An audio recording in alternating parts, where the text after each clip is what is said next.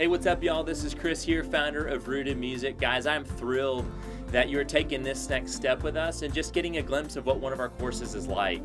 We have helped thousands of people just like yourself learn to play the worship music that they love, and we want to help you do the same thing. We're here for feedback, for encouragement, for insight, for tips and tricks. We want to help you every single step of the way. You're going to see that in this video, so check it out. Hey everyone, my name is Shane Cole, and I'm here with another bass tutorial with Rooted. And we're super excited about this song. We are going to jump into The Father's House by Cory Asbury. As we jump into the tutorial on The Father's House by Cory Asbury, I want to start by talking about the key signature of this song. So we're in D flat, D as in dog, D flat, and kind of a somewhat less common key. So let's take some time and look at the notes in the key of D flat and how they work on bass. So we've got D flat, E flat, F, G flat, A flat, B flat, C, and D flat. You're back to D flat at that point. So you'll hear me talking about the Nashville number system too. And just to kind of get this in your head, the way it works is, so we went D flat, E flat, F, G flat, A flat, B flat, C. If you just applied a number to each one in order, starting D flat being number one, that's just the way that Nashville numbers work. So in the key of D flat, our D flat is one chord, our E flat is the two chord, our F is the three chord, our G flat is the four chord, our A flat is the five chord, our B flat is the six chord, and our C is seven. And I don't even think we'll play a seven on this song, but it's good to know all that information. So if you recognize this shape that I'm playing, it's movable. So if you start with your root note, you go up a whole step from there, half step from there, whole step from there, whole step from there, and a whole step from there, and then a half step to get back to your repeat of D flat. That's your major scale. So I like to play it like that, and I like to use those fingers just because it helps me kind of see my shape. So if I wanted to play D flat here on the E string, I could do the exact same shape, and I'm going to still get the D flat major scale.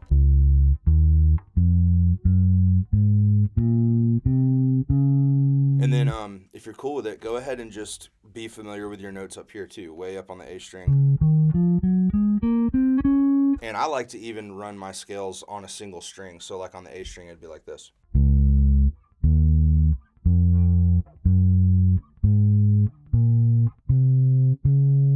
So when I was talking about whole notes and half notes, if you start with your root note, 2 frets equals a whole step. So, and then 1 fret would be a half step. So if you start at your root note and you say whole, half, whole, half, you get your major scale. So you got whole, half, whole, half. And there's your scale. Cool.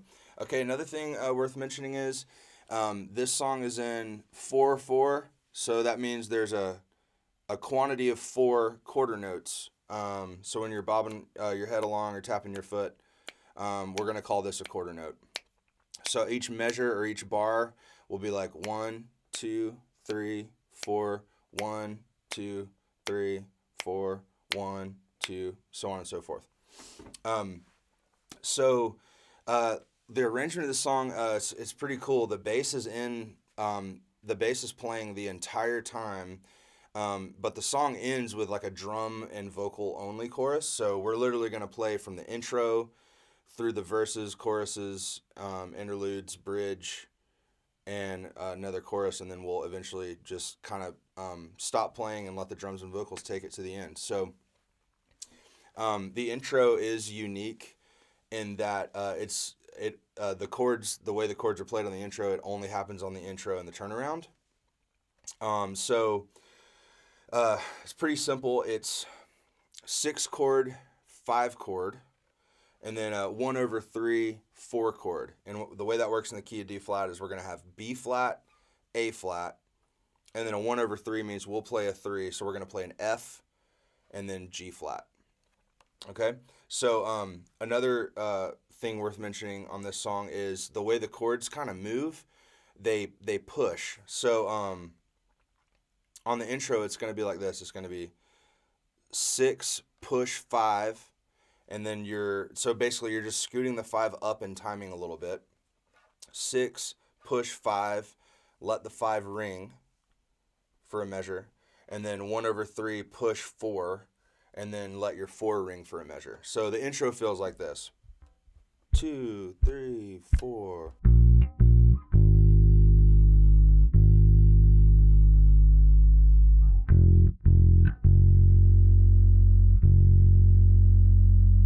So right before my pushed chord, I'm just doing what the kick drum is doing, okay? Now that whole push thing, it's gonna continue throughout this whole song. So the verse changes and the chorus changes are the same, and the way those work is it's 6, push 5, 4, push 1. Okay, and the way that's gonna go, if I do it low here, that'll be B flat, A flat, G flat, D flat, B flat, A flat, G flat, D flat. Cool. So once we lock that down, that covers about 80% of the song. Okay. So here's how I would play it, like in the lower region.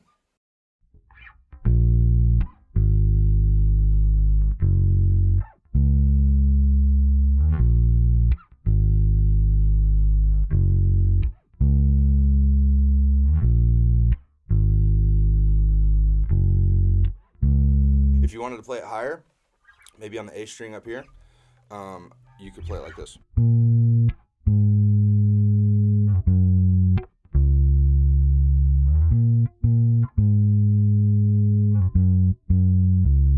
And you can lock in with that kick pattern to taste, whenever it feels good. Sometimes the long notes feel great, and then sometimes locking in with the kick drum feels really good. So use that at your discretion.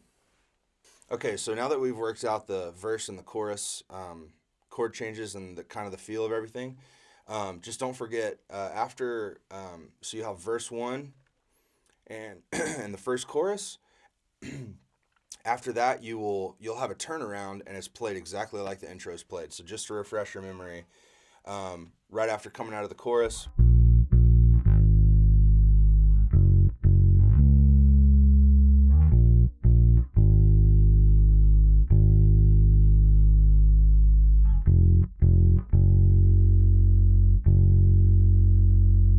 Cool, and that brings us to the second verse, and then we'll play a second chorus, and then we're going to drop into an interlude that happens before the bridge. And this is a cool musical thing that's worth taking some time on, spending some time on.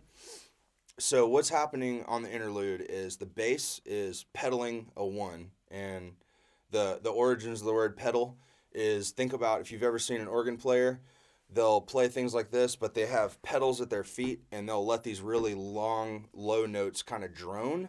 So that's where we get the term pedal tone from. So we're going to pedal a 1 chord over this interlude. So the band is actually flipping between a 1 chord and a 4 chord. So the band is kind of going D flat, G flat, D flat, back and forth like that, and you'll hear it. But the bass is just going to hang out on a D flat, on a 1.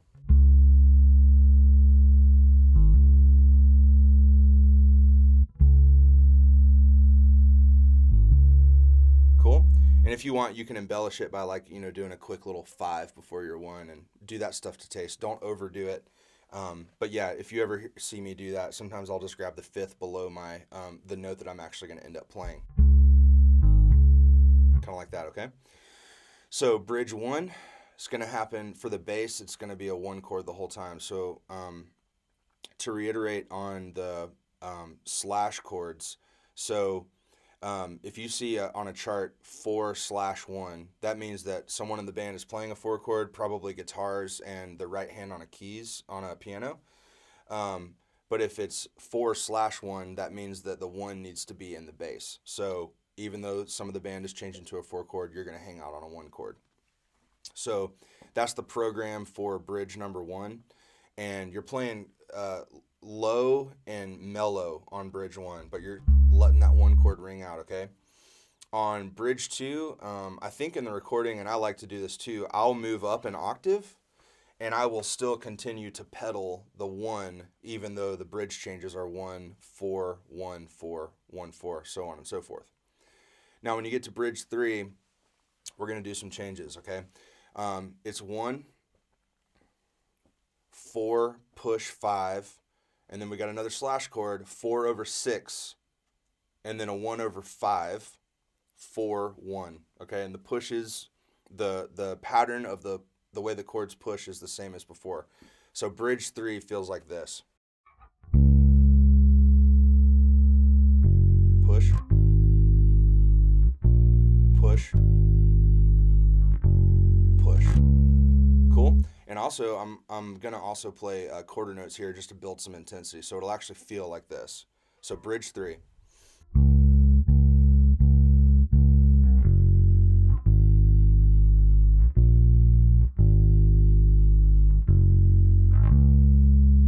And then bridge 4, similar situation. The chords are slightly different for us for the bass. So now it's going to be 1 over 3, 4, 5, 4 over 6, 5, 4, 1. Okay, and I'll play an example. I'm going to do eighth notes this time. So twice as fast as what I just showed you on quarter notes. Push, push, push. And then you'll tag it here.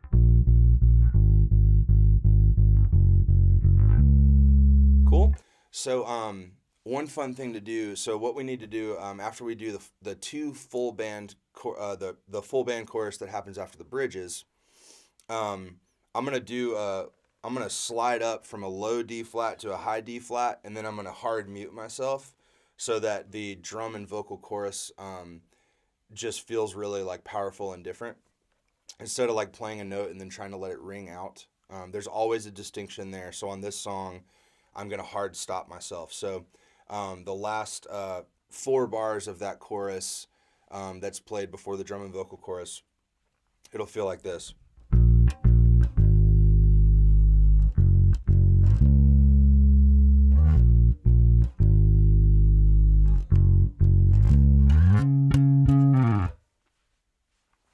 Thanks so much for joining us. Guys, thanks so much for taking the time to watch this video here today. I hope it gave you some really good insight into what one of our courses with us looks like. We've helped thousands of people just like you learn to play their favorite worship music and learn to do it well with constant encouragement, feedback, and just a commitment to each student to help them learn to play worship music. And we want to do the same thing with you. So click the link below to get started with us today.